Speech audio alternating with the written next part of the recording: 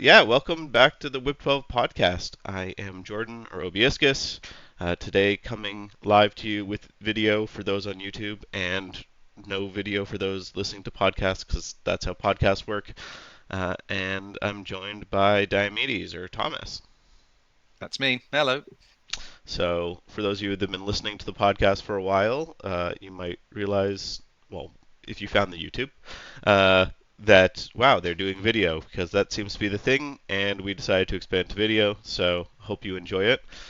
For those that are listening on the podcast and want to find the video, we'll link the YouTube in the comments.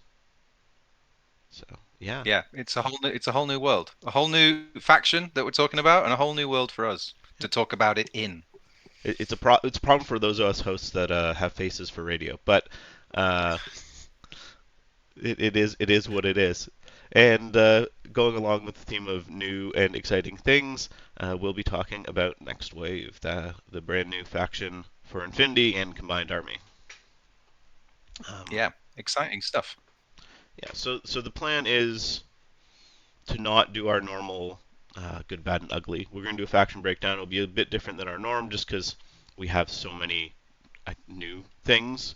I think we were talking before the podcast that I don't think we've had a faction that is so much new models and just new things in a while. What was the last brand new faction? Well, I guess would have been Kestrel. And I guess we got Shinden and Yeah, Kestrel. So maybe there is more new recently that I'm thinking of, but it feels like it's been a long time. yeah, and I think those two they were obviously brand new, but they were also still in the kind of established sort of orbit of what we understand to be an Infinity faction. Mm-hmm. Castrol is Pano. They looked like Pano. They were the same color. They had some of the units looked very similar to existing things. Same with Shindu Butai. Like some of the stuff looked very similar to existing stuff. This is a new faction, completely new concept, new everything really, and humans in the combined army, which is something I'm not sure many of us ever imagined we would see. Yeah, not on large scale at least. We'd have the occasional Mm, traders with Kodali and Bit, yeah, but yeah, it's a strange new world where we're kind of at peace with the combined army. They've joined the same tentative. We're technically at peace, but still doing things that's not good in peacetime to each other. Um, yeah, yeah, and it's weird because there's this time skip that I think is part of the lore of these guys too, right? Like in the yeah. lore for things, the harbingers. It's after long years under alien rule, which Mm, for us playing the game, it's like, okay, they're enemies, they're kind of invading. Wait, what do you mean long time under an alien rule? But it's because there was that bit of the time skip where now you have these humans that have been living in alien occupied territories for long enough that they said we should just kind of join them. mm, From my understanding, it yeah. was kind of a matter of you know the Shazvasti and the Morats and the other like the big alien races that were leading those areas were kind of mean to the humans, and the humans were like, man, these guys suck. But that EI, maybe the EI, maybe if we're just like friends with the big boss, then Yeah. they'll get these other guys to stop bugging us so much, which is interesting. And like there's the traders of the traders. I can do finger quotes now. Sweet. Uh, Yeah. of And we can of see them. of the steel phalanx with Achilles and stuff going over to them, but it seems very much in the lore they're trying to frame. It's framed almost like no, they're not betraying humanity. They're going and helping protect this group of humanity that's needing to deal with the EI. So Mm. let's you know Achilles defends humanity. That also means keeping a watch on the EI and these humans working for the EI, as opposed to I think Yeah. what a lot of people initially thought, which was he has been corrupted and maybe he's been sepsarized and turned evil. Yeah, and the artwork didn't really do anything to dissuade us from that thought. There's like this sort of key piece of key art of Achilles, and the camera is looking down at him, and he's got his brandishing his sword and his shield, and he's kind of looking up at us like, I'm going to get you. I'm Achilles, obviously. Not a heroic pose at all. Um, and No. yeah, but I think that with the background that's come out, I'm more intrigued now than I was when I saw the models and saw the kind of the high concept stuff. When you read the things about the different units, and as you say, the sort of underlying notion of there's millions of people who've lived under now combined army rule for many years on Paradiso and these other places, which is also really nice to circle back around to having them been Paradiso was obviously an enormous deal early on in the game, in the literal game that we played like years and years ago. Paradiso was this, a big part of the game and where everything took place. And of course, things move on. It's nice to take a look back and go, okay, but there were loads of people who lived there, and they lived their lives, and they had their different cultures and all these kind of things, and how those cultures and those people have interacted with the combined army and the involved intelligence, and tried to survive and thrive and stuff like that. Which is, an interesting way to look at it. Yeah, I think I found the. I don't know if it's the exact one you're talking about with the menacing. I realized you can't actually see my screen, but uh, the menacing video of Achilles, which disappeared. So learning, some Yeah, learning time, guys. We'll it's sort get of there. it's a shot, and he's standing sort of three quarters angle, Hunched sword in over. front, hunched over. He's looking up at the camera is looking down at him. He's looking up at us Yeah, as we're looking at him. yeah, yeah. It's That's the one. I got the. Oh, yeah, it disappeared, but we'll get there. Yeah, yeah, it doesn't help also the classic transition from lighter colors to he's wearing the combined army red, which yeah, we've been trained over years of media that red bad. yeah, yeah, definitely. Red and black, no less. Danger colors. Yeah, exactly. Cool. So let's get I think right into it. There's a bunch for us to cover. Mm, So let's start. I think we should start with the fire team chart, if that makes sense to you. absolutely, yeah. Uh, Got mine open. One thing, just quickly, this faction, I think we both kind of found it while we were list building. This is a weird and in some ways difficult faction to list build for. Um, we'll quickly see that everything's expensive, pretty much. Like they don't have cheap units. Yeah, You have a lot of cool things, and I don't know about you, but locally a lot of people were like, "Oh, this faction's insane. Look at this unit. Look at this unit. Look at this unit." I kept telling them like, "They're yeah, good. Try building a list, and you'll realize yeah. you So okay, can't fit them if you all." want Achilles, that's great. He's much cheaper than he was before. I think that was a big takeaway from the early part of the release. Like, oh wow, Achilles is so much cheaper. Yeah, Even so, you can't have him and everyone else and expect to like reach 15 orders. yeah, It's a non-starter really. yeah. Yeah, Let, it's really challenging. let's look at it. So we have the fire team's chart, and let me actually switch it so people can see. And more importantly, let's shrink our faces. They don't need to see us as big. There we go. Let's hide here over by the WIB12 logo. Cool. So we have Infinity Army. We have the fire team's chart. So first off, like most sectorials, unlimited duos, which is always nice. I think this faction actually can make really good use of duos, so we'll probably be seeing them. We get two Fireteam Harrises, which is always nice to see. Again, this faction likes fire teams, I think, a lot, so that's good to have. And of course, the nice one big Fireteam core. And it Yeah, starts off with the big name brand fire team, which is the Team Achilles fire team. Which of course you must bring Achilles and Team Achilles. Then you have a choice of a bunch of ones. You can bring up one Patroclus, you can bring one Pandora, one Teucer, one Drakios, Kodali FTO2 specifically. We'll get to her. She's two FTOs. Essentially, that one I believe is number two instead of strategic deployment is the main difference. And yeah, then I think so. a rain dancer, which is an irregular troop that's new for next wave. So the other interesting thing here is that fire team specifically has no wildcards, which I think this is the first time we've seen that, where CB clearly is like, no, no, these are characters and the guy from Dead Space. Uh, Yeah. uh, no trying to splash in a cheap engineer, no trying to splash in a Nexus. This is just Achilles and his team, who all have their designated roles in their official titles. Um, this is this is the pain train, right? Like, it can be a Yeah. duo Harris or core, right? So like, the initial, I don't know about you, my initial thought seeing it was, okay, cool, I'm going to need to build at least one pain train list that just brings the actual core. Um, Hmm. but it also just kind of lets Achilles partner up with each of these different people if he wants, and just like run around Yeah. with them. Yeah, and I think it's interesting. It's an interesting way to go about it.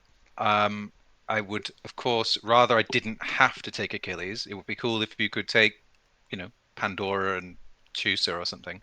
But it is very flavorful, obviously, and he's very much front and center, the core of the army, the sort of figurehead.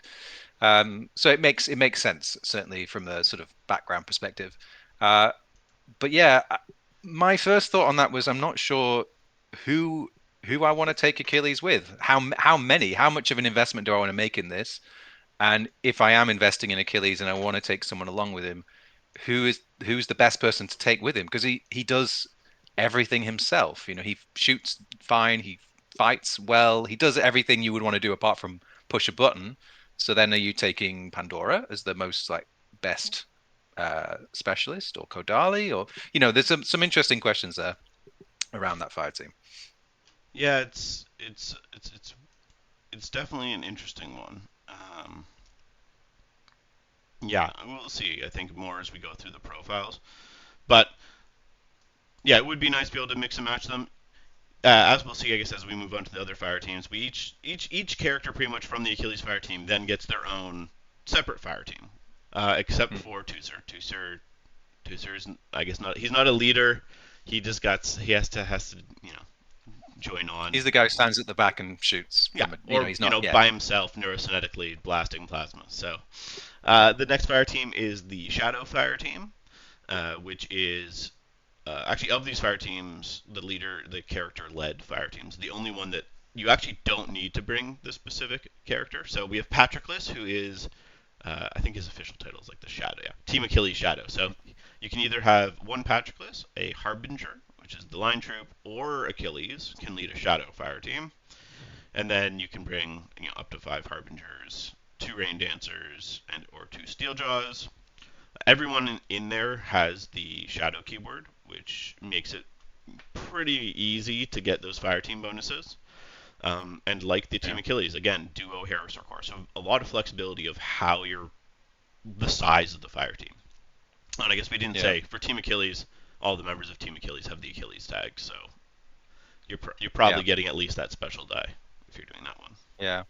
It's unfortunate in a way in the Shadow Fire team that Achilles himself doesn't have the Shadow tag, because I was thinking you could do something cute where maybe you take Achilles with a Steel Jaw, for example, something you can't take in an Achilles Fire team, Mm.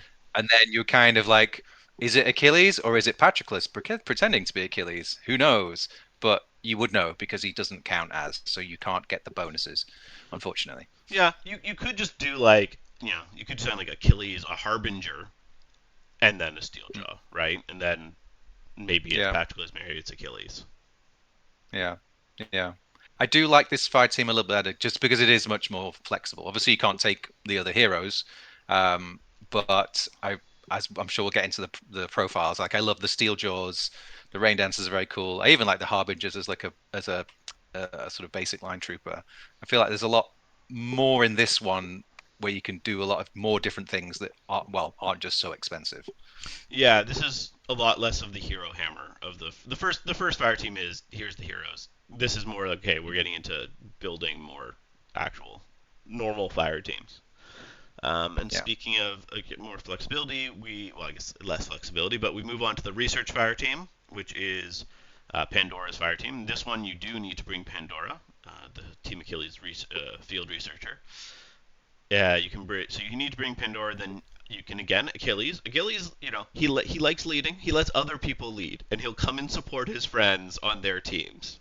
I think Achilles is in every single one of these, other people led fire teams. I think so.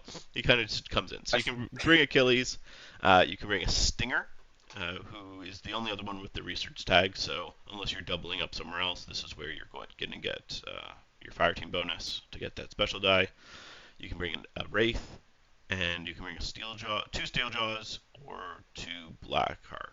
I guess, and two Black Hearts. This is again a duo Harris core, which so far we're seeing all these fire teams are duo Harris core, which is rare, right? Like usually yeah. you'll have one that's like a Harris core only or a duo Harris only, but so far everything's been all three, which is again kind of Mm, flexible in terms of the sizes. yeah, very much so. I do like your reference of Achilles like letting his friends lead. Being in every fire team, it feels like very much the kind of guy who would be like, "Oh yeah, of course, I'll just tag along," and then as soon as he gets an opportunity, he just leaps ahead, takes over, and Pandora's just standing there like, "I was doing fine," but there he's just slashing away, killing everyone. Yeah, yeah. In all fairness, though, if you're leading a team in a battle zone and Achilles wants to step forward and just run forward and murder everyone, I'm not going to complain. I'll let him do it. Yeah, Saves me from. If I'm Pandora, I'm like, yeah, shoot the distraction card effects running at you. Don't shoot yeah, me. yeah. Fair Um, enough. Yeah, this fire team, I believe, is the only one. Or I guess it's not the only one. It's one of the ones where we actually get black hearts. This fire team can be Pandora and four dinosaurs, assuming the black yeah, hearts are also dinosaurs. We don't know their model yet, but they are also, um, they're also tech dragons.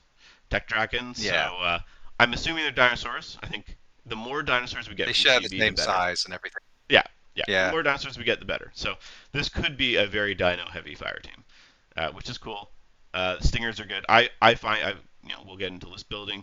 I'm finding I'm bringing this one of these fire teams pretty much every list, um, just because it can be a I have fairly not. efficient package. Yeah, it is. I do like it. I'm sure we'll get into it later, but I'm not. I've enjoyed making fire teams for this. I'm enjoyed making lists for this. I I'm not a huge fan of the sort of hero centric thing, but Yeah. I do recognize this fire team does have a huge amount of potential. The Stingers are really good. Pandora's obviously is really good, and then you've got this sort of mixture of the different dinosaurs and stuff. I think it's there's a lot going on there that could be really interesting. So yeah, yeah, it's cool. Moving on, we're taking a break from hero-led fire teams to go to the Harbinger fire team, which is next wave's line infantry fire team. And one of the big interesting things though is normally your Fusilier fire team, your Zhanchi fire team are Harris Corps, but they're Mm. not. Again, we have that same duo Harris Corps, so you can actually just bring in duo of Harbingers, which are they're expensive for line infantry, but they're the line infantry, and when we look at them, they're actually pretty good. So this fire team, you're allowed to bring one. You need to bring a harbinger, and you can bring up to four. Again, Achilles, never wanting to be left behind from a team, Yeah, is there. yeah, You can bring a wraith, who does count as a harbinger. This is the. You also can get put in Tusser. This is the only other place other than Team Achilles Tusser. The FTO profile will hang out with his big old Feuerbach. You can bring mm. Kodali FTO, and you can bring a single Blackheart. So this is interesting. I haven't played too much with this fire team, but it's like the line infantry fire team. But having that duo for line infantry fire teams can be nice if you have Yeah. the profiles to make like a cheap little useful package. I've probably messed around with this fire team more than the others actually, precisely because it's not a hero-led one. Um, and we'll get I'm sure again we'll get into the ins and outs of how the army builds and stuff, but I was trying to construct a kind of a sort of fire team core kind of defensive thing with the harbingers as the sort of base. Um, and I was finding it really difficult to not take a hero that could do some kind of like ARO work. Like a Because obviously you got two VS14 si- Feuerbach. yeah. Yeah, but then you have to take Toyser, right? You have to take him. So, but I think the Blackhearts actually could do that job pretty well. Yeah. Um, which we can get. We obviously will go through their profiles in a bit. Yeah. But yeah, I really enjoyed this fire team particularly. Again, very flexible, like the Pandora one, and a lot of fun. I think there's a lot of fun to be had with it. I'm glad to hear that because that means we've both you've dealt with some of the fire teams I haven't dealt with as much. Same way, I assume we'll get to some of the later ones, which are less. So we go back into another hero fire team. This is Drakios' fire team, the Dragon fire team, best named of all the fire teams. Um, Easily. Yeah. there is something notably, I think, missing from this fire team that makes me sad, but we'll get there. So you need to bring Drakios, who has the dragon keyword or tag. Once again, Achilles supporting his friends. And then you can bring up to 3 Rain Dancer FTOs, up to 2 Ironsides, and 2 Steeljaws. And again, everyone except for Achilles has the dragon keyword. I know a number of times I've been list building and forgot or not realized that for some reason the Blackhearts are not part of the Dragon Fire team. Uh, Hmm. you'd think they would be, but I guess they aren't. So this is where we first see our heavy infantry in the list, the Ironsides. Uh, again, do a Hero's Core, but I guess from your perspective, again, it's a hero-led fire team. You need to bring Drakios, who is pretty maligned, I think, before Next Wave dropped, but he has gotten some nice buffs to make it so bringing him, I don't think, feels as bad as it did before. No, he's really interesting. I still don't love him if I'm honest, but he is still he's much more interesting than before, much more effective. All the things that people said were bad about him before, he's 2 Vita now. He's much tougher. Does more damage and things. So yeah, yeah. Also, another cool fire team. I've put it up front that I'm not too keen on the heroes thing, but I can still identify that these are really interesting. Again, ways to work with the faction, ways to work with the different, sort of configurations of units and stuff. I think this one also has got some real legs. Again, because you're getting fire team purity so easily. Yeah. Um, that's another thing. And again, like you say, you've got duo in all of them, so you could have 4 different duos of different things, and each hero leading their own team, which is also kind of quite a cool sort of concept, if you like, for a hero-led faction where, okay, you've got Achilles and he's with maybe Patroclus because they're best friends, and then you've Special got friends, Drakios with yes. special friends, yeah. Then you've got Drakios with someone else, and it has a kind of that anime. It almost has a little bit, in my imagining, of like a sort of maybe dark is not the right word, but a kind of obverse of Steel Phalanx, where you've got these heroes leading small groups of other powerful but not hero like units together. But obviously, it's way more flexible because you've got these duos.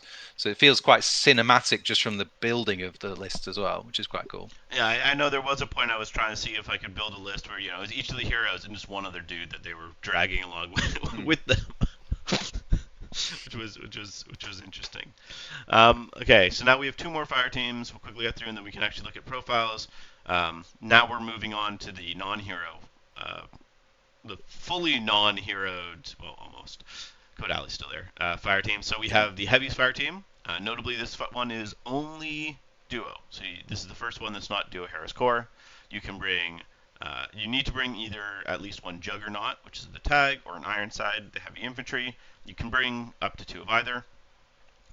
2 Juggernauts is a choice. That's 160 points or something. So Yeah, I don't think you're seeing that one often, but Ironsides are cool.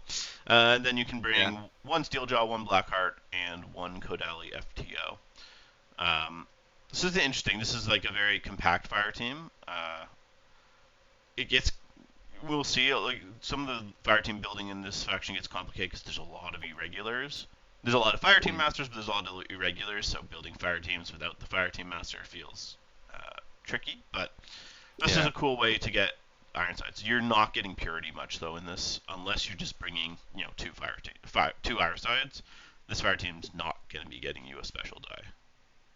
No, I do quite like a pair of Ironsides as a duo. Yeah, Like there's a lot of capability there, but yeah, if you want to obviously make it cheaper, then you're not getting any kind of bonuses for it at all, which is okay, I guess. You're getting bonuses in every other fire team, so I suppose they wanted to maybe rein that in a little bit.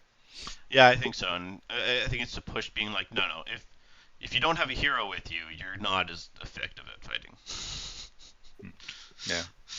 You know, I Yeah. think these are the people that are kind of left behind. Maybe they aren't as well trained, but when everyone gets Not as inspired, inspirational. yeah. Yeah, they're If I not. was, No if one's being inspired by a steel jaws, right? no, They're cool, well, but yeah, they're not exactly, leading you with a sword in the air, kind of saying like go to fight and stuff. exactly. I'd fight better if Achilles was beside me, Yeah. probably. I'd assume. I'd at least feel safer. And Yeah. then I think the weirdest, possibly, of all the fire teams in my mind, we have the control fire team, which can be a duo or Harris. You either need to take a Unidron, a Steeljaw, or a Blackheart, and you could take up to two of either. And then you can put in an M drone or Kodali FTO. I find the Unidrons a kind of weird addition to this list. I Yeah. I don't actually know why they added them. I think it's pretty much a lore thing. I like the Unidrons are because it's more like the Nexus type people of the EI that kind of helped Yeah. equip the next wave. So I guess they figured, oh no, they'd give some of their robots, or maybe they have some robots keeping an eye on the next wave people, and that's the idea of it. Yeah. Um, I don't hate it. Yeah, well, a little bit like with when you get Aleph units in ISS or in NCA, like the AI that's in charge of everything is just giving them a few things to help them along in a weird Yeah. sort of way. This is cool. Like Yeah, you could bring a couple dragons. The different steel jaws and blackheart, you can bring one of each, and they still get fire team bonuses because they have that tech dragon keyword. Again, irregulars become complicated, but if you just want to have them in a fire team, maybe to chuck out some mines or something uh, yeah, with a fire team bonus. But I haven't experimented too much with this. You can do like some cheap arrow fire teams with Unidrons if you want some plasma snipers in there, or a sniper and a carbine specialist, things like that. I yeah, guess as we're talking about, it's worth probably mentioning the wildcards quickly. So you have a Nexus. You can put up to two Nexuses in fire teams. They have the Unidron keyword, so you could put one in with a Unidron and get fire team bonuses, and they have the Harbinger keyword. And then we have the Gearhead. You can put a Gearhead FTO in any fire team other than Team Achilles because no wildcards. And this is your new Engineer and Cyberplug character. yeah. I really like the gearheads. They're really, really interesting. We'll get into it, but with the cyber plug stuff is all, yeah, cool. Yeah. So I think that's probably enough on the fire teams. Let's get into the actual. I will try and leave up the fire team chart though, just because uh, it's worth probably us referencing back and forth a bit. So let's get into the army because there is a lot here to quickly go through. Um, I don't know if you have your own army up so you can see, or I can I just. do, yeah, Okay, I cool. do. Here we. What are your sorting settings? uh, let's see. I've got light infantry first, then medium infantry, then heavy infantry. Uh, so it's let's see, Okay, what's so my you're sorted sorting? by type. Yeah. Okay, good. Yeah, type, unit name, classification, Okay. ISC, and publishing order. Okay. Cool. Here, I'll switch. My publishing order was before ISC. I don't think it really matters by that I far. don't know. Cool. No, I Just don't think it makes much difference, but just so we're going, we can actually see them in the same order. yeah, Cool. So I think we will probably go through the things that are in other factions quickly, not really spend too much time, but mention they're there. So we have Bit and Kiss, who's a good hacker, yep. although I think the only notable thing here is she's missing her good profile or her better profile in Next Wave, Hmm. which is unfortunate. Yeah, Um, she doesn't have the kiss with the double repeater with the shot. yeah. I suppose. Well, it's not really a home, is it? I suppose you often get characters that cross over between different factions, and in one of them they'll have like the best profile will Yeah, be somewhere specific. Um, I guess in a sense it feels a little. This one is a little bit like she's a human. Let's put her in the human sub faction rather than she really belongs here as in a sense. yeah. Um, She's an I yeah. think she's an Onyx character. I Mm. think is where her if you want to say her true home is. I believe her logo Mm. matches better with Onyx too. That's how I kind Yeah. of that's for me is always like, okay, whose true home is here? Let's discriminate by looking at their logos. You'll see the nice Yeah. Next Wave style purple logos. She doesn't have one, so it's unfortunate. She's still a good hacker, right? Like she still Oh has yeah. repeaters to shoot out. But yeah, not being able to go into Cybermask, not being able to have Kiss just launch out like three repeaters in one order. Yeah. It's been unfortunate. I know I before we saw that she didn't have it when the pre-release we saw the army list. I know I was thinking I'd put her in more lists. I'm not finding her as much. So it is just worth noting that she is missing that profile that is Yeah. present in combined in Onyx. I think you sort of really, from my take on it, anyways, you really want her in your army as opposed to in vanilla combined. Obviously, she was just a perennial pick for basically any player. This is more like, yeah, she's cool, she's interesting, she's human. You can take her if you want, but she's certainly not the star of the show like she can be in other factions. Yeah. Okay. So let's move on. A model we haven't mentioned yet because they're not in a fire team. We have the Cliff Jumper Extreme Jump Unit. So this is the drop troop. Every faction seems to need a drop troop. This is their drop troop, and it's a. I think they're pretty good. They're pretty cheap. They range from 21 to 23 points. They have that nice. They're only Fizz 10, but they combat jump on a 13, which is it's the weird point math.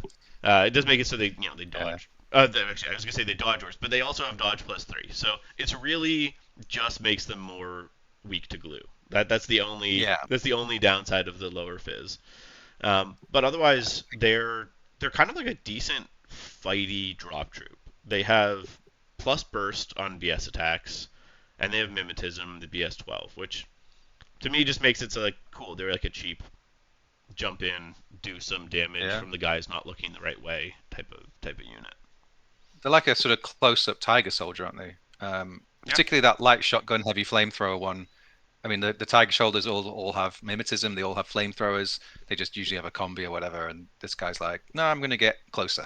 I need to get closer.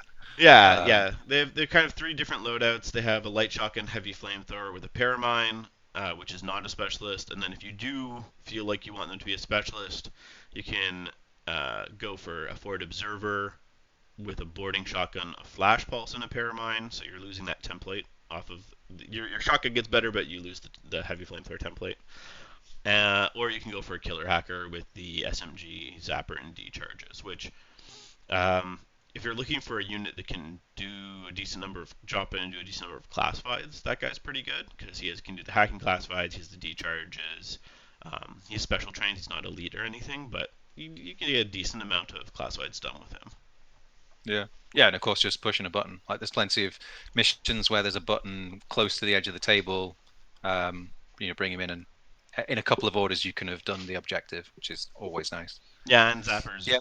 zappers we'll see a lot of, but they're nice. So Mm. as an off Yeah, ends, particularly with the killer hacker is quite nice to be able to just walk up to a hacker and get within zone of control or within line of fire and say, well, what do you want to do? yeah, Do you want, sneak up on those tags. As long as yeah. you aren't paying more ads, EM gets a lot worse once if you roll into more ads. They also get access to the Cube Jaeger. Cube Jaeger's a Cube Jaeger. They're an okay, cheapish parachutist. Not really worth mentioning.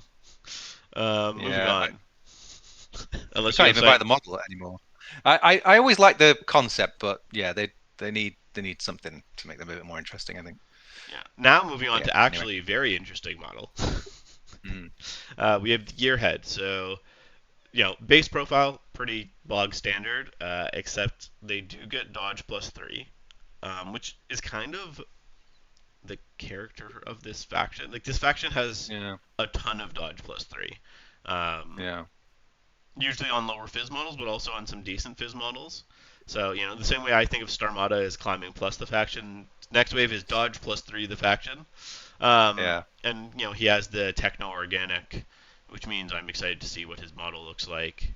Um, yeah, for anyone that hasn't been keeping up with next wave stuff and the new skill added to the rules, techno organic essentially means that he can be healed by Despite being a Vita model, he can be healed by engineers or doctors, including gizmo kits and med kits. Now, from my understanding, it is still better to heal him with a doctor because the reroll you can get, the command token reroll on a doctor check, I believe does not Yeah. apply if you're using an engineering roll because it's specifically a doctor healing a cube. The same way we'll see with guys with Yeah. structure, the engineering reroll is structure and remote presence, not healing and remote Yeah. presence.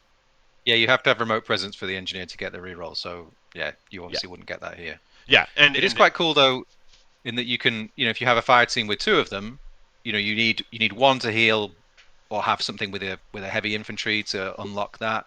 Then you mhm. can have the other gearhead to heal one of, you can have your engineer heal your other engineer if they get killed, which is quite cool. Yeah, that is a good point. Yeah, they can heal each other even though they're both Vita. And I say they're engineers. They have some profiles that are engineers, but that's Yeah. not really all of them. So let's get into it. We'll start first with the exciting ones. Another new skill.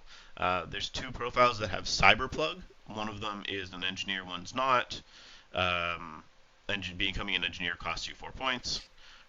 Both of them have Vulcan shotgun and a zapper, which is a nice, I don't want to fight profile. No, But if you come into my near me and I need to clear someone, Vulcan shotgun coming around the corner or zapper is not a nice fork that people want to deal with. Um, not in the slightest. so what the Yeah. cyber so people may ask, what does the cyber plug do? Notably, these are the two non-FTOs. These are the two profiles that can't join fire teams, and it's because they are cyberplug. So cyberplug essentially is a new type of peripheral that you buy separately. That it's kind of like there's. I like to think they're kind of like super servant bots because if you're an engineer, you can engineer through them. But they themselves Super. have Some of them guns. are really good. They have Yeah. guns. They're actually decent fighters. They also have the interesting thing where a cyberplug unit, you need a guy with cyberplug to bring a cyberplug peripheral. But let's say the gearhead dies, the peripherals don't disconnect and become useless. They go to a second weaker profile, which we'll see a bit later when we get to the remotes. But these guys essentially are bringing super servants that some of them are really obnoxious. The trick is the points. The cheapest is 12, but I think it's a really cool unit that I know I've been messing around with. Yeah. I like those a lot. I think, as you said, we'll get into them later on, but being able to, in a way, in a roundabout way, kind of short circuit this sort of building scheme that they've given us, which is you have these heroes and you're paying a lot of points. You can, I think, through this unit specifically, gain some interesting and powerful profiles that don't cost you a lot of points, and lean a bit more heavily into lighter and cheaper pieces overall, because then you can take like a Sartroid Rancer with a Spitfire. And forward deployment and mimetism and loads of other stuff, which, as you say, we'll get into, which then kind of let you go, okay, well, maybe I don't want to take my big HMGs, AP Spitfire, dude, whatever it is, but I can take something that's much cheaper and also somewhat disposable, and do the same job or similar job. Yeah, and it brings back something we haven't had for a while or don't have as much, which is um, they provide some layer of defense that doesn't hurt your order pool when it dies. Right? When a Mm. cyberplugs don't they don't generate orders. Right? They don't, and you can I need to know. Can you spend orders on them if the gearhead's dead? I suppose so. I don't know actually. I'm Need to trying to. check that out. I mean, they don't disconnect, do they? So if No. they have a profile, that means they presumably should be able to do things with that profile. I mean, it has like, I'm looking at the profile, it has a dodge, extra dodge thing, it has courage, it has different kinds of stuff. So perhaps. Okay. Uh, Well, why don't Sorry, viewers, we don't I'll look know. that We're up. not fully versed on. Why don't you discuss the other, start talking about the other profiles while I just pull that up Sure, yeah. live. Yeah, well, the next one is pretty easy. Is the Glyph Warcore Oh no, Hegemony the Journalist. other gearheads. We didn't get. Oh, We the other only we gearhead. only Sorry, talked yeah. about the cyber plugs. There's plenty of Of interesting course. gearheads without that. Correct. Yeah, sorry. Yeah, so you then get, after the Cyberplug ones, we get three FTO options. You get your engineer with the deactivator, which I think is pretty key nowadays. The combi rifle zapper, nice little combo. Quite a handy, only 18 points specialist that you can throw into a few of those fire teams. And then you've also got a hacker, which may have the only firewall, if I remember correctly, in the faction, which has some value in its own right. Not, not an outstanding hacker by any stretch, but that firewall -6 is pretty cool, and it has a picture, which we have quite a lot of pictures, I think, in this faction. No. Um, and so maybe you don't need it, but again, if you're looking to lean away from the heroes for whatever reason, this might be a nice option for you in that respect. And then you have another FTO, which is the TagCom version, which is giving you TagCom for your tag, which is always nice. And it has a nice Cybermine mine layer profile, which I think is also pretty cool. So this, I think, gearheads for me feel quite a key unit actually in terms of sort of glue, not glue exactly, but for fire teams, but in terms of giving you little bits of capability in different places quite cheaply. And obviously with the cyber plug, it's giving you ablative defense in those rems that you can use. Yeah, for sure. Just quickly, I found it. If you read the rules, you'll learn the rules. Apparently, it helps when you read.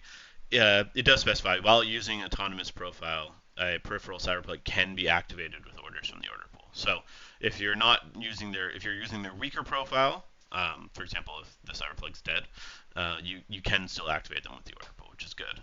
Just quickly Hmm. before we move on, it's worth noting that hacker with the firewall -6, it is just firewall -6. It's not like a tinbot -6.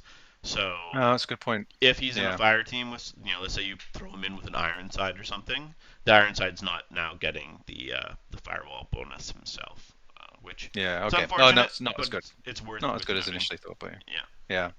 yeah, Next, we have, again, I think you were saying, we'll do this quick, Glyph Warcore. It is an alien Warcore. The only difference, as far as I'm aware, between it and a normal Warcore is it dodges on +3, and it is 1 point more. That's yeah, it. If you need it, yeah, you put it in. This season especially, I'm finding it harder because for 2 points more, if I just want a cheap, irregular Warcore type thing, I'll throw in the Sacha, who does more. But yeah. sometimes you just want to fill that extra slot. I I also wonder, like, when do you ever want your Warcore to dodge? Because it's there just to do a flash pulse, right? I mean, it's not a terrible thing to be able to dodge on 14. That's a good dodge value. But why am I trying to preserve its life in that respect when I could be flash pulsing instead? Well, I've Um, I've yeah. found I dodge with my Warcore a number of times when my opponent is done something to avoid the Warcore, and sometimes I'm dodging the Warcore out of line of sight to Mm. gain line of sight, so the next order he actually is throwing his life away with the flashballs. Yeah, that's fair. And I suppose if you are getting shot at through smoke or some other kind of a high mim, then yeah, yeah, it's a better choice. Fair enough. Yeah, Wait, would I prefer a 3 point Warcore? Yes. yeah, But, there's worse things they could have tacked on for a point. yeah. I'm also a little bit. I mean, you kind of have to have this unit because every faction has a war core pretty much of one degree or another. But I think there are so many good, in fact, excellent irregular units in this faction.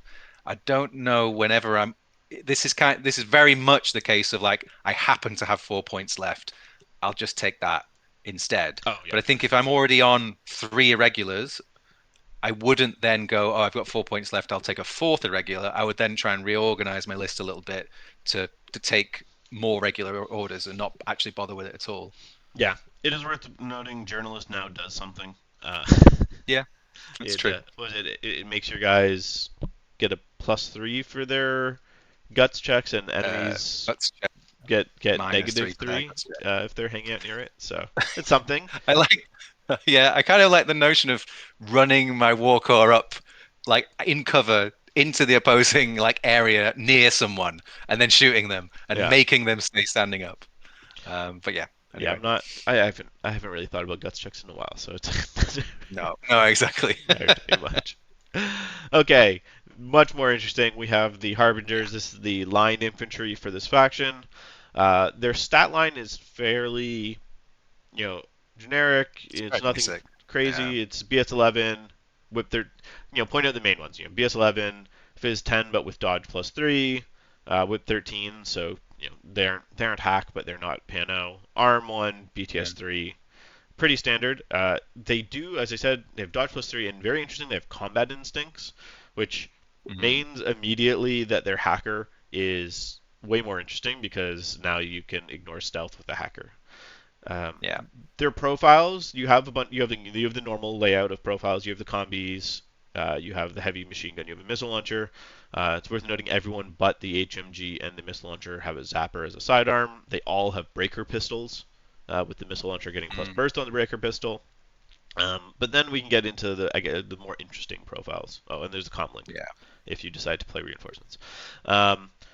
So the first interesting profile, as they're sorted for me, is for 17 points you get a BS attack minus 3 AP marksman, which the BS 11 feels a lot better when Yeah. you have that BS attack minus 3. I'm finding this is a pretty useful. He's not your first attack piece, but he's a good like later game attack piece. Even just like him duoed with another harbinger, just as a cheap Yeah. little package, is quite nice. Um, Yeah. Definitely. Then we get Very into handy. the aforementioned hacker. So 18 points. It's on the higher end of line infantry hackers, but you're getting a combat instinct whip 13 hacker. You also on Mine top, layer as well. yeah, I was Yeah. gonna say you also on top of that get mine layer and an EM mines. So and this guy has a Vulcan shotgun. I will say, I have the models. I'm working on painting them up. I am a bit sad that they didn't do the Starmada thing. All the Harbingers are combi rifles, and I'd say that Mm. the Harbinger profiles that interest me are all not combi rifles. But Yeah. we'll get an SWC box at some point, hopefully, with a marksman, a Vulcan, and a SMG. So it's a cool hacker. I'm a Shock Army fan. I like just ablative, random mine layers in my line of infantries. So Yeah. There's quite a lot of mines in this faction as well. Like talking about its sort of dodge plus 3, the faction, it's also weirdly like mines and mine layer, the yeah, faction, but and mine varied. dispensers. Varied Yeah, mines. this You have shock mines. You have EM mines. As I was saying, you have shock mines. You can just bring a 14-point mine layer with a Vulcan shotgun with shock mines in the yeah, Harbingers. We'll get viral mine layers. No, not mine layers. We'll get yeah, viral mine dispensers later. But um, yeah, then we also have a Forward Observer, and the Forward Observer has an AP SMG, a Zapper, a Flash Pulse plus one burst, and a Wild Parrot. So this is only 13 points, so this is on par with the cheapest of them. That's one thing with them. The cheapest is 13. Um, they are cheap LT. LTs are hotly yeah, are minimal in this faction, so they're worth considering. But yeah, yeah. that Forward Observer it's a neat profile. Wild Parrots are annoying. I feel like the Ford Observer It's is cheap. kind of is low key the number one profile for me. The hacker is excellent. The AP marksman rifle is really good. Like they represent good value.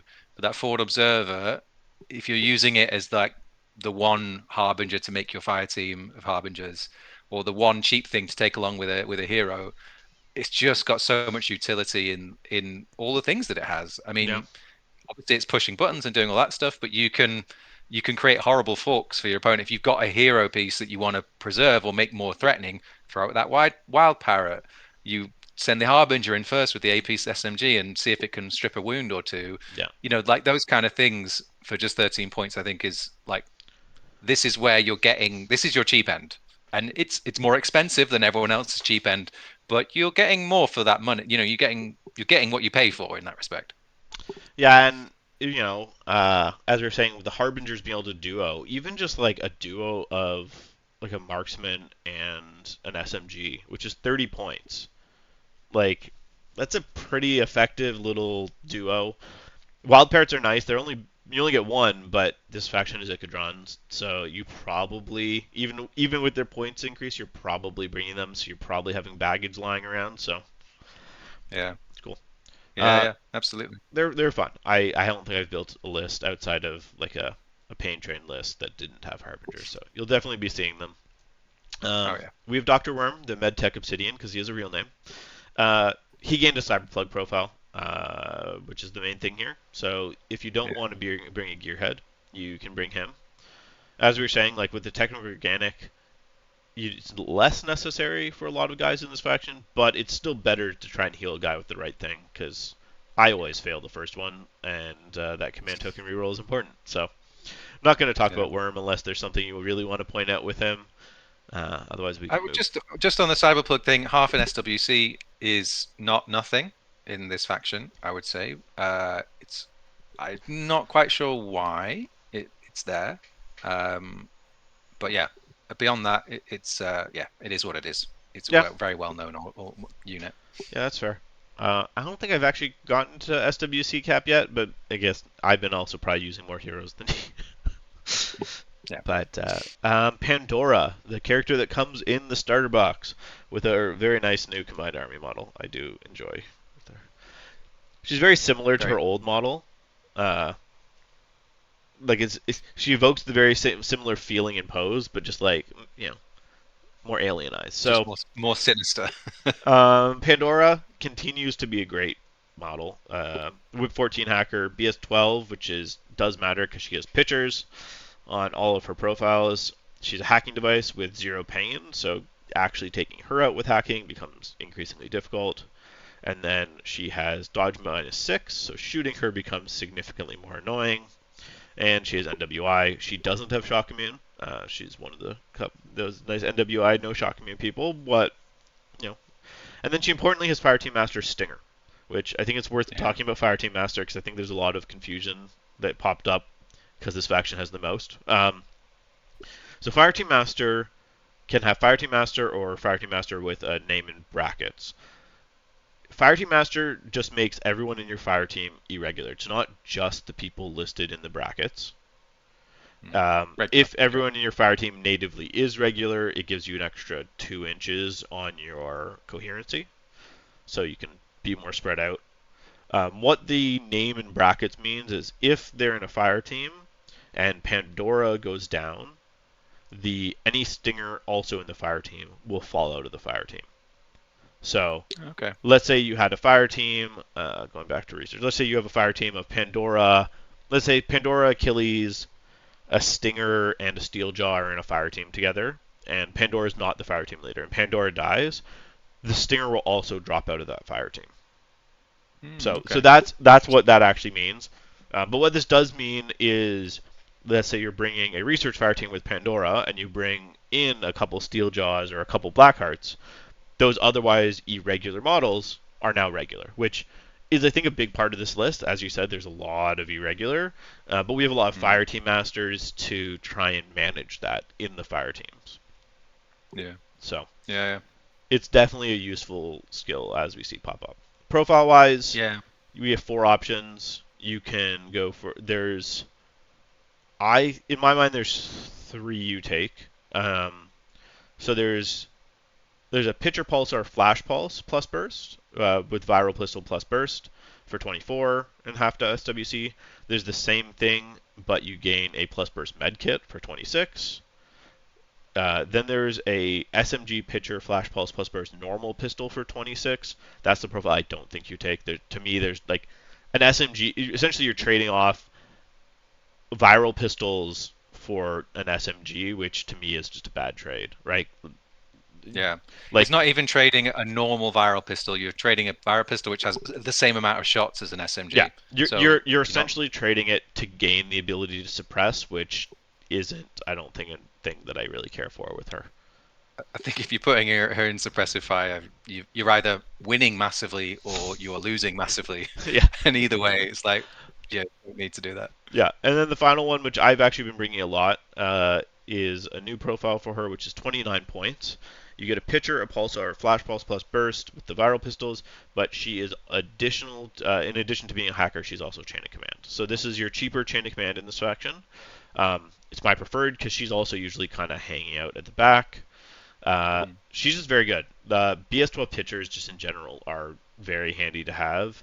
That she can easily be in a fire team where she's getting the special die means that even with the worst range bands now, like she can just kind of launch those pitchers downfield and start hacking. So to me, she's kind of Yeah. like a staple of the faction.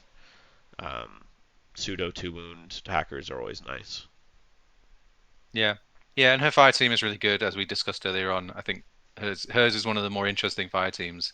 So, and you have to have her to make one. So, and she's just a great profile. Like, it's really she's she obviously she doesn't really have anything ranged apart from the pitcher, which doesn't is obviously not a deadly weapon in any way. Um, but she's so brilliantly optimized for that 8 inch. I know the flash pulse obviously takes you a bit further, but that sort of 8 inch range band, even for your allies with the med kit +1 burst, like that's my favorite, just because you get that extra little utility. And talking about healing up techno organic Yeah, things, she can do that as well. So she's got even more utility in this faction. yeah, Really she cool can just profile. heal your tag at range with plus burst and then she's in a fire team. You know, that's three Yeah, shots from the med kit, and as long as two of them hit, you get to make two rolls to try and succeed to heal it, right? So, yeah, really good. okay. Next, we have the Rain Dancer. The one that, notably, if you play Dead Space, they have the same helmet. These guys are really cool. They are irregular troops. They are 6-2 moves, so they're fast. They're CC 23 with BS 12 and Fizz 12. Arm 1, BTS 3, standard whip of 13. Skill wise is where they can get some interesting stuff in here. So they have dodge +3, so these guys are dodging on 15s. They get +2 inches, so that means, you know, if you really need that extra movement, you can be dodging 6-4 on 15s, which is Yeah, fast. Martial arts 3, and we'll see they all have DA close combat weapons. PS5 DA close combat weapons, which is pretty good. And then they have mimetism -6, religious and stealth. So at Mim 6, these guys aren't a regular troop. They feel like they'd be like an irregular warband, like a impetuous guy, but they're not, which makes that Mim 6 yeah. that much more valuable. Oh yeah. We Yeah, I love have, these guys. yeah, They're so good. fire team wise, I think we talked. They don't have as many options. They can join the Shadow fire team with Patroclus, and they can join they can actually join the Team Achilles fire team. They're the only non-character in the Team Achilles fire team. They just look that cool that Team Achilles is like, nah, you guys are cool enough. You can hang with the cool kids. Uh, I think this that inclusion there is like a massive like lore inclusion. If you read the background for these guys, it's it's one of the only entries in the thing that has like a quote from one of the fictional characters. oh, really? They're I like haven't gotten to theirs yet. yeah, they're sort of like a death cult. So it's Oh, the Rain Dancers cult, and it's this human guy who was in a Morat's labor camp.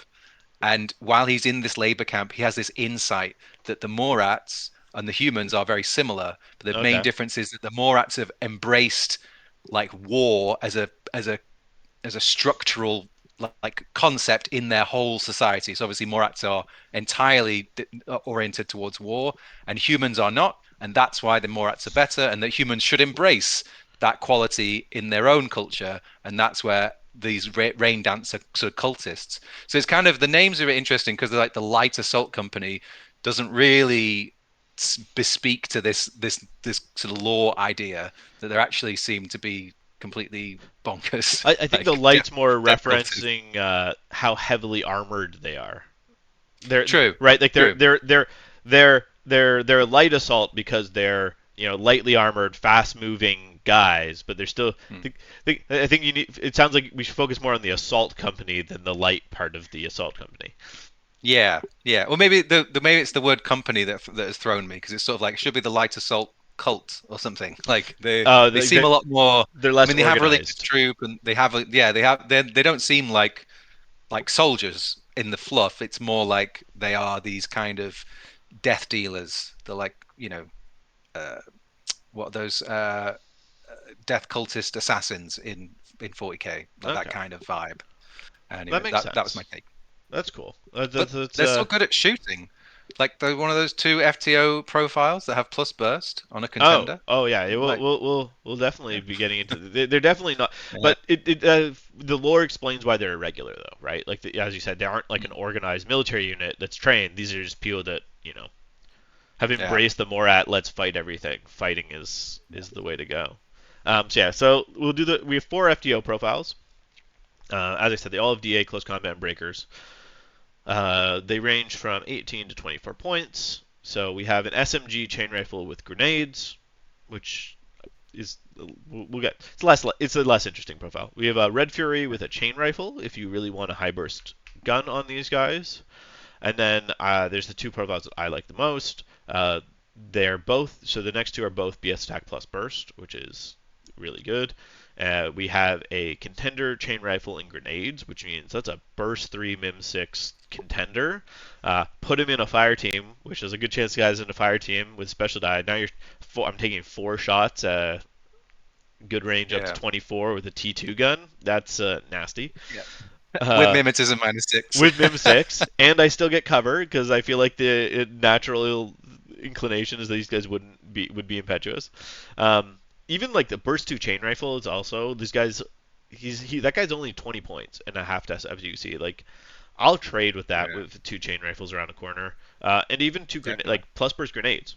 Again, if you're in a fire team, you're probably landing some grenades on Fizz 12. So that guy's Yeah. nice. The other FTO BS attack plus burst is essentially the same, but is a light shotgun instead of a contender.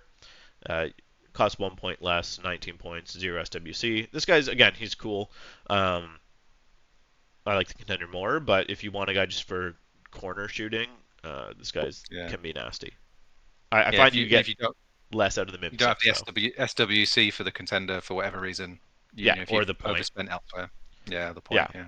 I do find MIM 6 gets more value when I can shoot guys from outside of template range, but he's still solid. I think the other Yeah. reason I don't look to that one as much is if I'm looking for that guy, I'm probably reaching for this last profile, which is the non-FTO Rain Dancer, which equipment-wise is the exact same as light shotgun. So light shotgun, chain rifle, grenades, but this guy, in addition, he also still has BS attack plus burst. He gains 4 deployment 4, and he gains mine layer with EM mines. So back to that, we have a bunch of mines. This guy's just a good solid. He's a regular, but um, I know I like watching Rob Cantrell's videos. He talks about it's not actually as big of a problem if you're a regular if you have something to use the regular order on. And given how Yeah. fast these guys are, they can be getting up to assaulting. But even if like early game you're like, oh, okay, I have a regular spend on this guy. What am I gonna do? Even just moving another 6 inches and putting out an EM mine is usually something valid, right? This guy's going to be Yeah. really good at helping defend or clear guys that have pushed into your DZ. Um, Yeah. and when needed, he Yeah. can just cross the battlefield like Yeah. quickly. I made a few lists with two of these in as like these seem like perfect deployment zone screens. Like you've got 4 pieces just outside your deployment zone, 2 of which are mines, 2 of which are like, yeah, if you step to this guy, he's gonna put a chain rifle on you or a shotgun or a grenade or whatever. And Or they're even so dodging deadly the in CC. TBC. Yeah, yeah. I mean, like they're a perfect kind of defensive piece in that context. If you hide it somewhere useful, just outside your deployment zone, you can use it to body block impersonators, and that impersonator is not going to want to fight it under any circumstances. Uh, so yeah, I mean, I think for me that profile, the FTO ones are obviously very useful, got a lot of utility, but there's also a lot of high quality CC already in the faction. Hmm. So like for me, the forward deployment one is the pick of the bunch. Yeah, yeah, and he can be free. I think the first game I had playing with him, he was doing the same thing, right? Hiding behind a wall just outside my DZ. Opponent tried to push in. I'm like, cool. I'll just dodge. Either get line Yeah, of sight, and he'd move closer. I'm like, cool. I dodge on a 12 without line of sight, right? Because the +3 negating, yeah, and then move 4 inches. It's like cool. You yeah, were gonna push into me, but this guy that was hiding around the wall with a brick is now engaged with you. He's Mim 6, so you probably don't want to shoot into the combat to try and get him because now you're shooting at a neg yeah, 12. yeah, Everything that misses is hitting the guy he's engaged with. So yeah, no, they're really cool. mm, Next we have the Sacha. This is the season guy. They're yeah. cool. Um, Very cool. if you have the 2 points, take this over the Warcore. I don't mind taking them just because they help with scenario. They're better at doing the secure treasure, and also, Yeah, who doesn't love booty? Again, useful irregular. Um, they can just yeah, the EM grenades plus burst is just always handy to have. Plus they're specialists, so What's not to like? Specialist for me is the big one. Like, you might roll up a HMG or something ridiculous, but for me, it's more the thing of like, okay, it's starting 4 inches further forward than everything else, and okay, if it's is there one, there's at least one or maybe two new missions in the ITS packet where you have to open a door in a room, and it's like, well, they're obviously, your opponent's obviously going to be watching that button to open that. No, sorry, not to open the door, but there's the one. Is it corporate? No, it's not corporate appropriation. The one with the room where there's the button on the defender's side. It's Oh defender yeah, attacker. yeah. The asymmetric one. I can't remember Yeah, which. and like that, I played that a while back, and the Satcher was perfect for that because it's 6 points. It's a little further forward than everything else, and it runs up and presses that button. And if you like, my opponent was Pano, and I was like, they've only got 14 orders on the table. There's obviously a blink somewhere. I obviously want to reveal this blink and get kill it, but I also need to push this button. So I can send the Satcher up there. It will hopefully survive. In the case where I used it, it did survive. He missed his shot, so I just pushed the button and it was a win. If it had died, then it's like, okay, well, now this is revealed and I can use something more valuable that's actually going to have a chance of killing it. So a very useful sort of sacrificial specialist if you ever need one. Yep. Um, and the final light infantry is the Stinger. We mentioned this before, so this is the person in the research fire team that has the research keyword other than Pandora. And they are a very effective gunfighter. They're decent specialists too, but they're also a good gunfighter. So these are BS-13, only Phys 10 with no dodge bonus, but so just dodge 10s. Whip 13, Arm 1, BTS 3. So nothing particularly special. The BS-13 is nice. They get turned on by their skills though. So they're BS stack -3. They're mimetism -3. So they're, if you don't have Warhorse or MSV, now you're at a -6. Then they have Yeah. NCO to use your lieutenant order, which unless you're bringing something like Achilles, there's a number of lieutenants you might want to use that for. Religious, and then Warhorse, which means they're canceling other people's BS stack -3. It means they can't be isolated. They do have a killer hacker profile in case you want to be Oblivion immune. And then they have a number of profiles.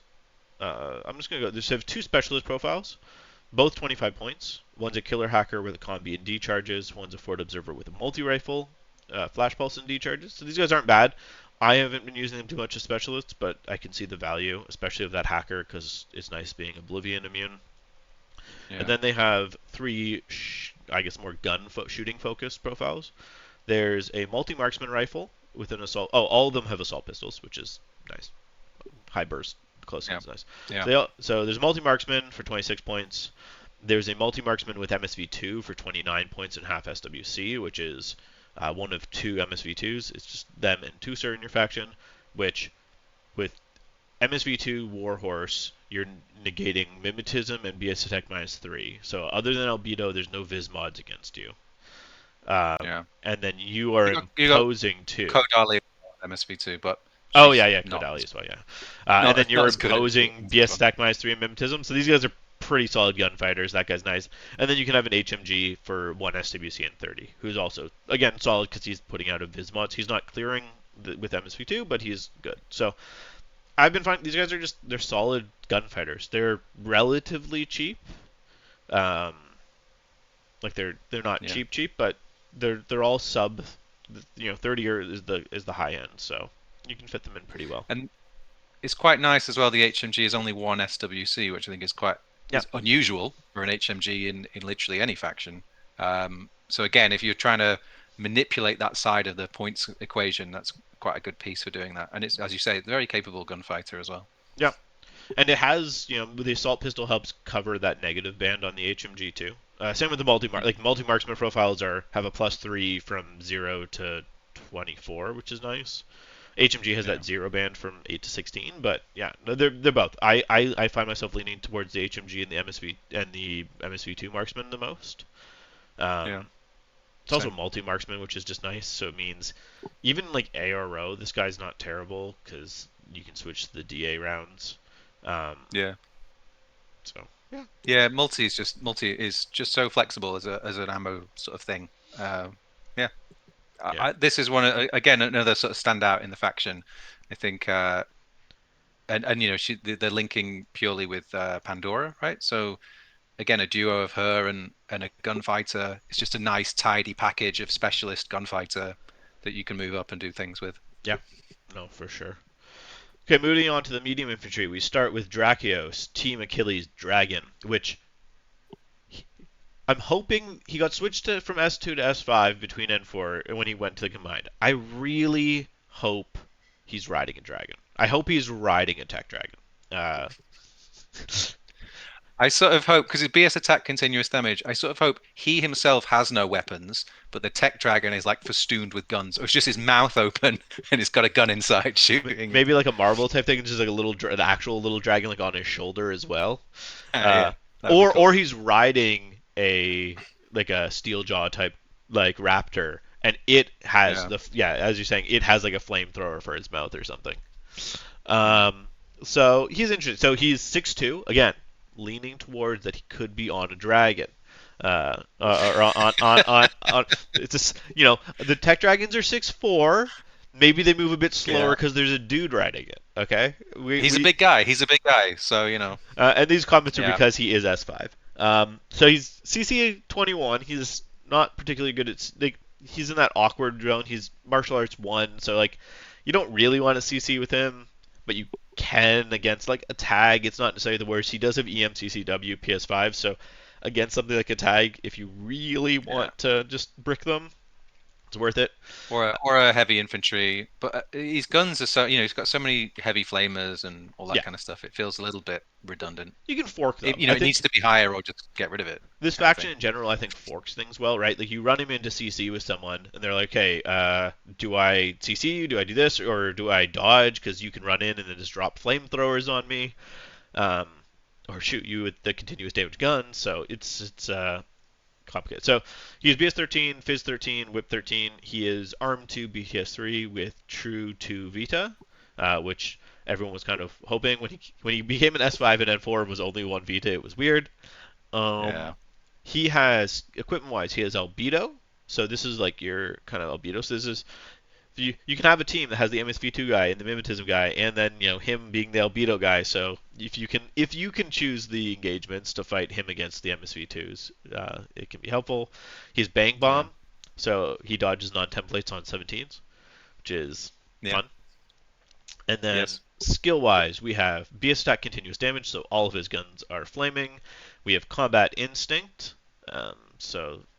Combat instinct is Ignores stealth ignores stealth and and surprise attack. surprise attack. Yeah, I mixed up. There's surprise attack, sixth sense is the involved ignoring stealth shooting. So combat instinct, so that's good. Again, I think it's his dino is helping him see things.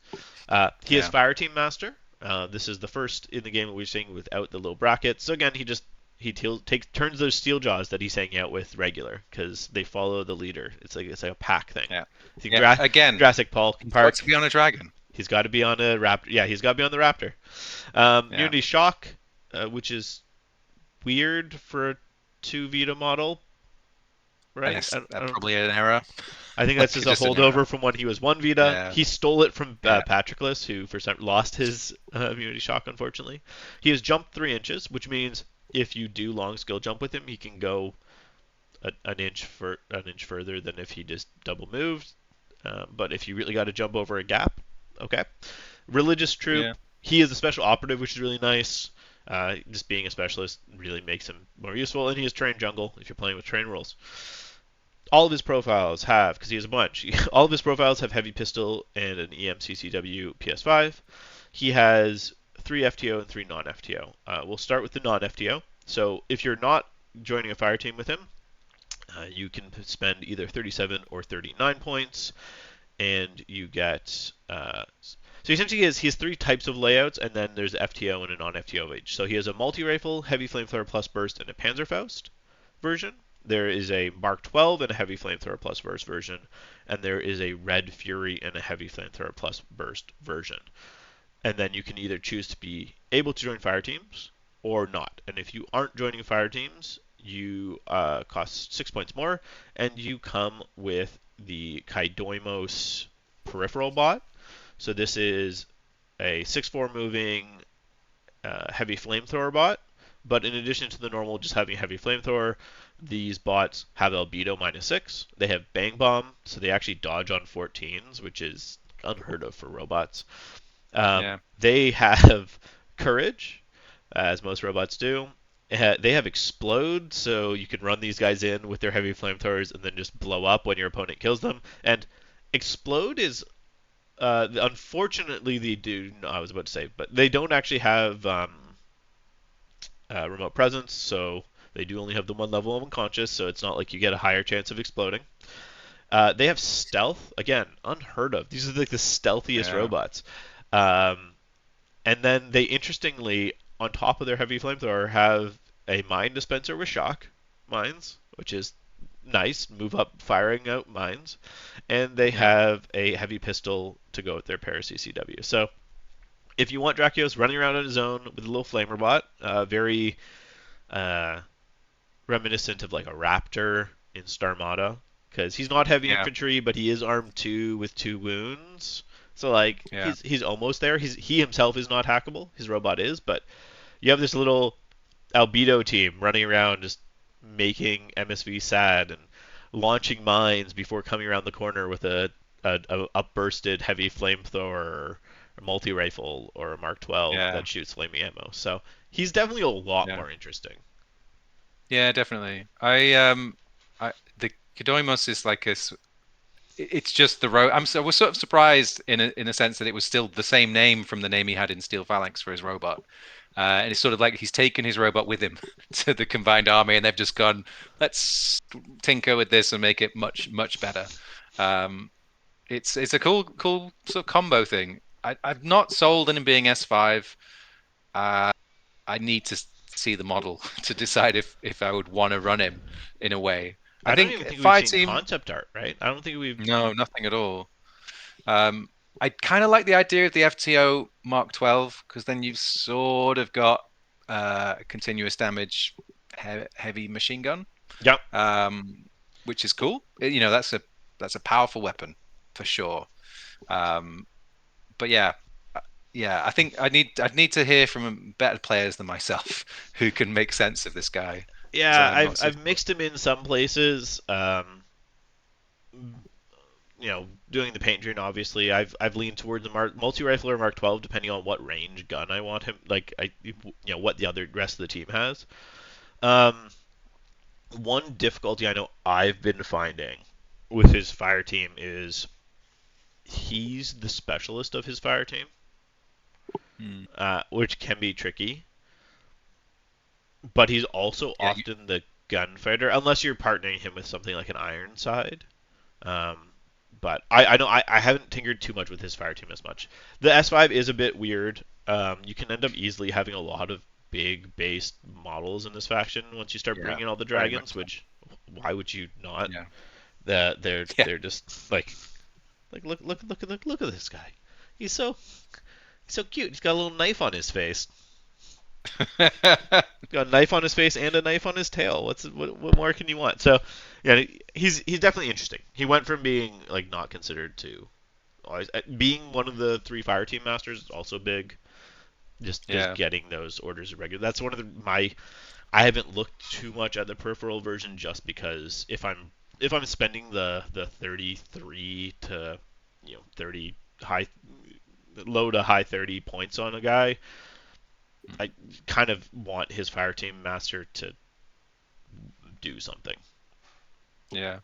I suppose the extra 2 inches on an S5 base is not nothing in terms of range. Um, but again, I'm just not sure how you're going to exploit it as a sort of skill. It's sort of like if he were hackable, that would be quite cool. You could keep him outside of range of hacking and have his one of his dinos or whatever running in to CC with a hacker or something. You Actually, know, no, just but they don't thinking get the about it off the top extra of my head. But distance. no. No, because they need to be regular. You only get the Oh, extra okay. Oh, coherency okay. if everyone. If you're So the same, yeah. if Okay. if you put Okay. him in with like Ironside, they get the extra distance. Yeah. Okay. So then you reverse that. You could send him in to do something and leave the Ironside out of like threat range for a hacker. Yeah. It feels a little niche, but I'm just trying to think again. How do you exploit the various different skills this guy has, to try and get the most out of him, because he's not top of the line expensive, but as you say, like 39 points Well, I think you're is not getting nothing. the points out of Fireteam Master by putting Rain Dancer or Steeljaw with him, and now those are Mm, regular. yeah, He yeah, can actually he's actually kind of fun with a Rain Dancer, like the Rain Dancer with a contender, because the Rain Dancer really good at shooting guys that don't have MSV2. yeah, Drakios yeah. Okay, really good at shooting guys that do have MSV2. So together, those yeah, two okay, moving up a yeah, board together, and what ARO? Oh, your enemy has an MSV2 guy up. Quickly, Drakios, you're in charge. You're shooting. Okay, the other yeah, okay, there's a not MSV2 guy. Cool. Rain Dancer, you switch in, right? yeah, And okay, yeah, and then a burst five Red Fury is gonna ruin someone's day if even a if you get a burst, game. even a Mark 12, right? Like if you're shooting Yeah, four of them, you're probably landing. You only need like one or two to land with the continuous damage. yeah, And yeah, absolutely. I don't want to be hit by continuous damage, PS5, Yeah, or be hit by a multiple shot of T2. So yeah, I think that's no, a cool little duo, and you can add a steel jaw just for fun.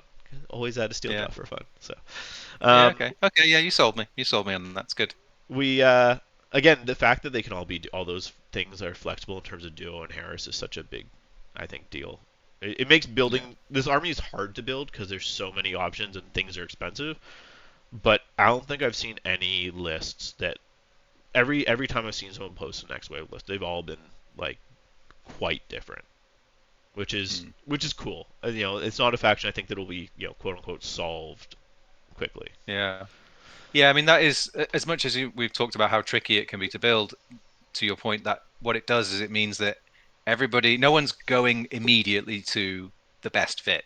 Like no one's thought, okay, it's Achilles with this setup is like the most efficient way. Yeah, It's like, well, it could be, but there's so many other ways you can build it, and there are so many sort of weird tweaks that or like curveballs that you have to kind of negotiate to get the team to sit together, or to get the army to sit together. I think yeah, it's cool. It's yeah. cool. Okay, so now next we have two non special profiles. You can tell because their logos aren't purple. We have the Nexus Operative. He's the same as he is in every other faction. I don't think there's anything different. He can be a lieutenant. He can be a interesting hacker. I don't really. I'm leaning towards him. Maybe he is more play. He is an FTO, which is nice. Um, Yeah, but it might be just 'cause right now I'm just leaning towards newer things. He's he's good. I think his yeah, main value isn't a hacker. Uh, you could use him as like a lieutenant hacker if you are leaning more into the info war, and he does have the Harbinger Fire Team keyword, so you could kind of put him in the back with some Harbingers. Because you have good NCOs from like the Stinger, I don't mind having my lieutenant chilling in a fire team where he's not using his order because someone else will. yeah. I quite like the Spitfire as an option. To your point, it's a all of these are kind of known quantities, right? But I suppose I would be more accurate to say I have a soft spot for the Spitfire profile, um, just because of the cool little suite of skills and equipment that he brings. But you're not short for very good gunfighters in the faction, so it's not a priority pick. So So my biggest problem with the Spitfire is he's the exact same cost as a Stinger MSV2 yeah, multi. So one less. I lose a burst, but I get AP ammo and MSV2. I still have the mimetism, but I gain BS attack -3. I gain MSV2. Like yeah, you gain that's fair. 1 point of armor, I think, and some BTS, but otherwise you're better at dodging. So Yeah, nanoscreen's not nothing, but uh, at least for me right now, that's where I am. But I agree. Like he's not bad. Like it's if you like this yeah. As I guy, say, you can put him in, and I'm sure we'll see things like this more as people move away from the okay. I'm going to try all the new stuff first, right? yeah. And I think because it's a wild card, it is a wild card, right?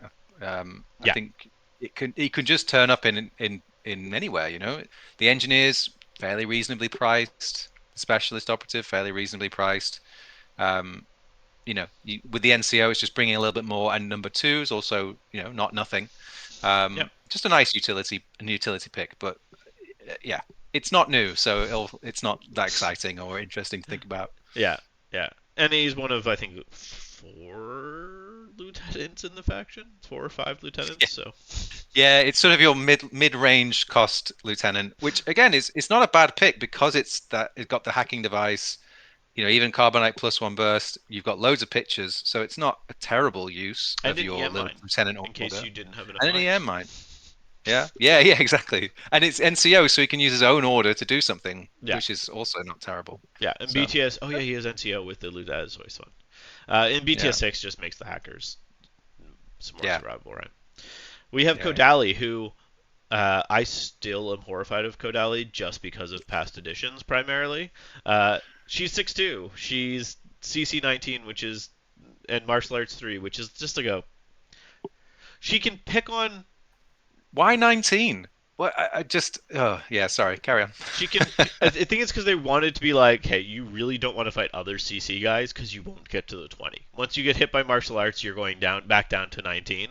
But she can pick Yeah, on non CC guys. Like she's getting up to CC, getting up to 22 with two, one and a half, one with a special die, AP close combat.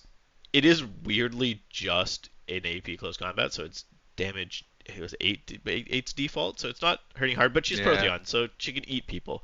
You're mainly CCing guys that are already down, so she can get more wounds. yeah, Fizz 12, so she's okay at doing the dropping in when she's a combat drop model. But the main thing is BS14, MSV2. Her profiles pretty much are all the same guns now. So you get multi rifle, you get a pulsar, you get they all okay. That's just confusing. One of the profiles I thought didn't have the exact weapon loadout because three of them are listed as multi rifle pulsar decharge, but one of them is multi rifle decharge pulsar, just to yeah, mess with me. And yeah, then she always has a plus burst assault pistol. So those that you know from previous. She comes in, walks in, drops in, and just is really good at smoke shooting. That biggest problem in this faction is you have one source of smoke, and it's on a 30 plus model, 30 plus point yeah, model. He's very good at putting down smoke, but so you're probably not smoke shooting as much. But she's an expensive drop troop. That's what she does. Um, she has one profile that is parachutist combat jump. She does have the jet propulsion, which means she does get to just move 8-2 if she yeah, wants, which is not nothing. And she does no, have. She's quite good at. She can do quite a number of like class 5. She has D charges. She's a character.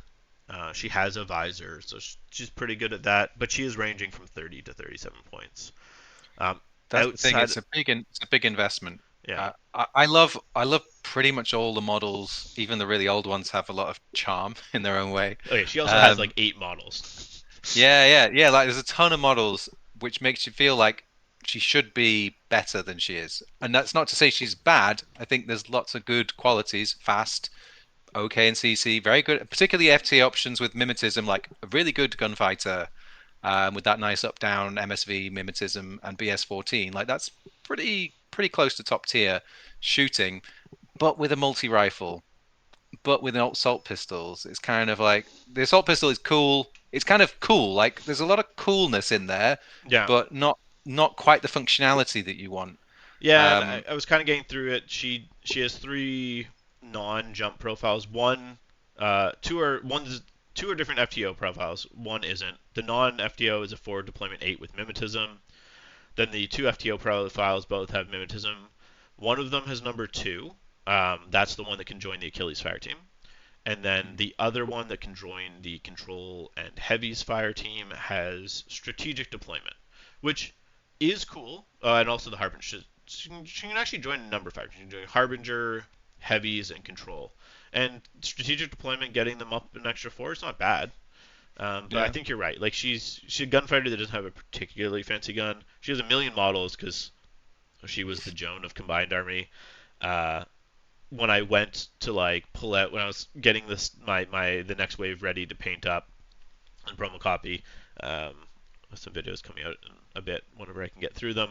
I was like, oh, I need to pull out a Kodali, so I went into my bin because as many all the models I haven't got around to, and I was like, okay, where's my Kodali model? And I get to a box that is because when I moved, I put things just in their baggies and labeled what they are, and I got to essentially a blister box. Like one of the cardboard ones, not the small plastic ones, and it was just Codallies. It was like, which Codalli would you like? And I was looking, I'm like, Yeah. where did this Codalli even come from? So I went with standing on statue Codalli, which I think it is the best one. I It's very I cool. I can't remember which one this is. I can't. I think it's the character box. I think it was the Betrayal Yeah, character pack with it Adil is. Mamut, Yeah, which is different than the Betrayal comic one, which is a separate Codalli. yeah. If you loved Betrayal, which is great graphic novel, um, you could get two different Codallis through the process. So yeah, I I think do she's also interesting. like the model that you would use for strategic deployment mimetism FTO one, where she's kind of creeping. She's like on a platform, sort Yeah, of creeping forward. She's got a long coat on. They're very cool she models. looks more Kind human. of kind of cool, bro. That one, Yeah, yeah, that's true. she looks more human. I think it's because when she's her drop profile has more of the. I don't know, I think the wings, because her jetpack is so alien. I think she looks more of the alien look. But I'll use both. I'll just use that one for both. I don't think I have the other one because the other one came in. It was like a beta box, like her and Norkius and something. Yeah, And I have the character pack yeah, from Betrayal, which also had Norkius. So yeah, oh, multiples of models. Moving forward, we're back into Team Achilles. Time, Team Achilles is Shooter. He has the least cool, I think, name of all of the Team Achilles. He's not the yeah. dragon. He's not the shadow. He's the shooter.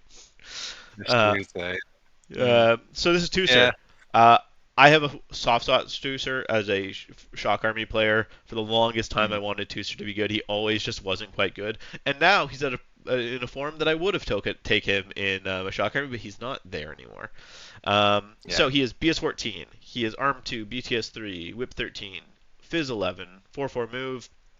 I did that in a weird order. He has MSV 2. He has Shock Immune. He has Mimetism, and he has NWI.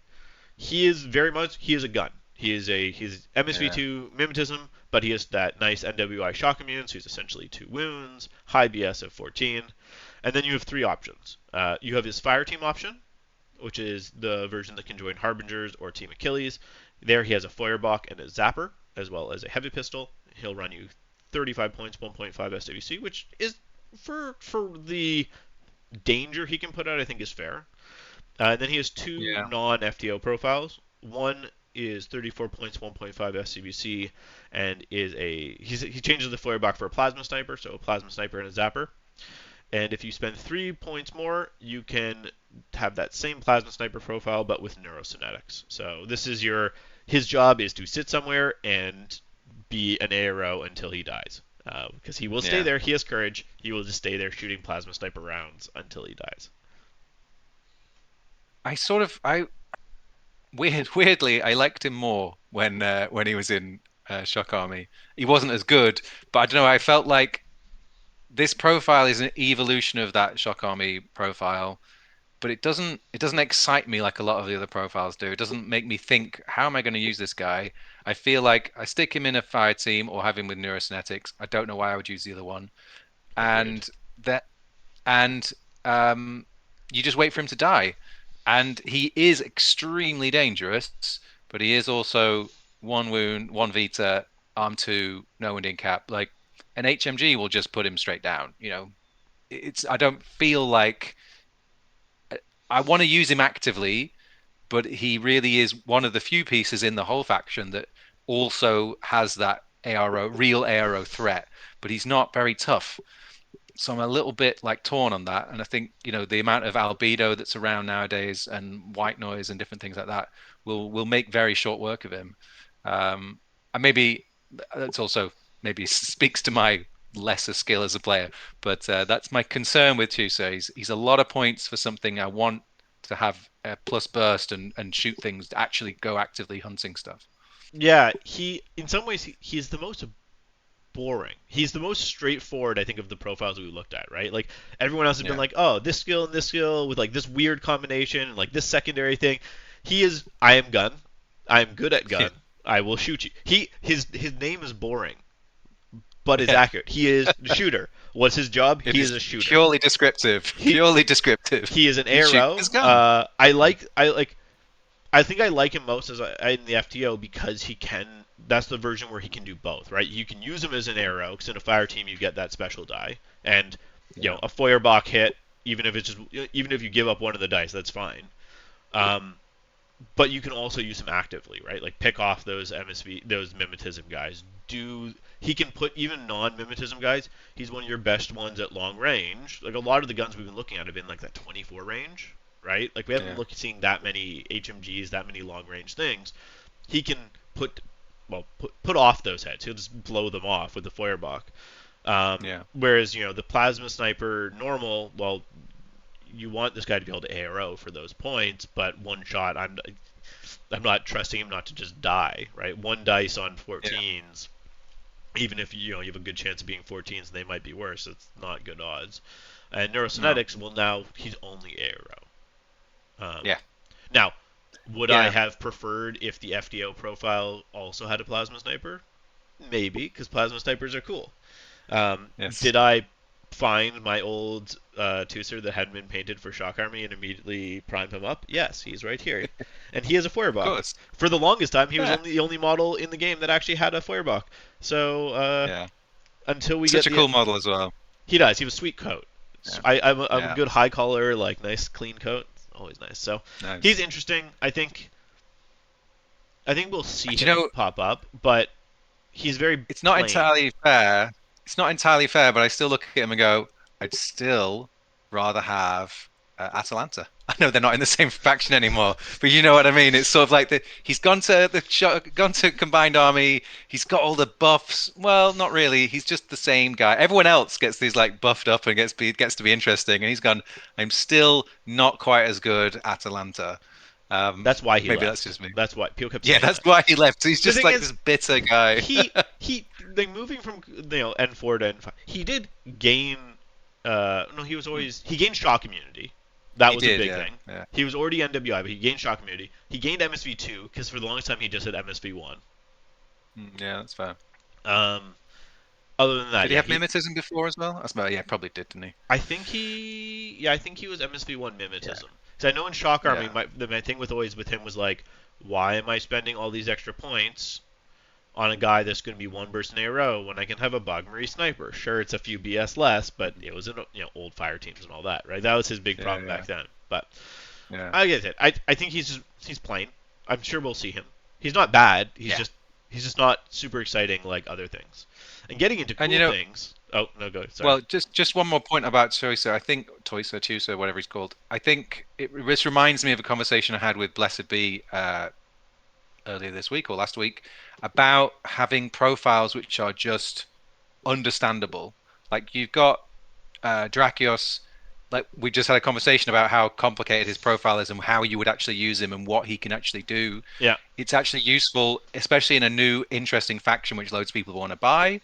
That like somebody who does not spend all day thinking about this game, who picks up the box or picks up the the army app and goes, oh cool, I can just take him and I know what he does. He'll do it well, and not I don't have to think too hard about that. And there is real value in that. To Yeah. be fair to the profile. Yep. For sure. Yeah. Okay, now going to more weird things. The Mm. Wraith clandestine action group. Who again? Some of these models. I just want to know what these models look like. Wraith 1. No, Yeah.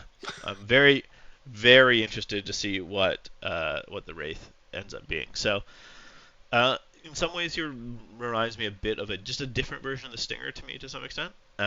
He's Mm. elite, which is nice for classifieds.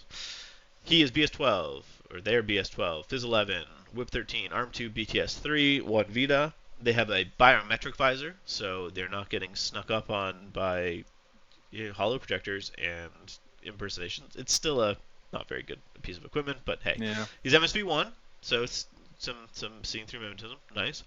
Courage, immunity, shock, mimetism -3, so always a nice combo of the MSV1 and the mimetism, and then he has Yeah. marksmanship, which is also always nice Yeah. because ignoring cover is very good. Most things will always have cover in the game if your opponent is playing well.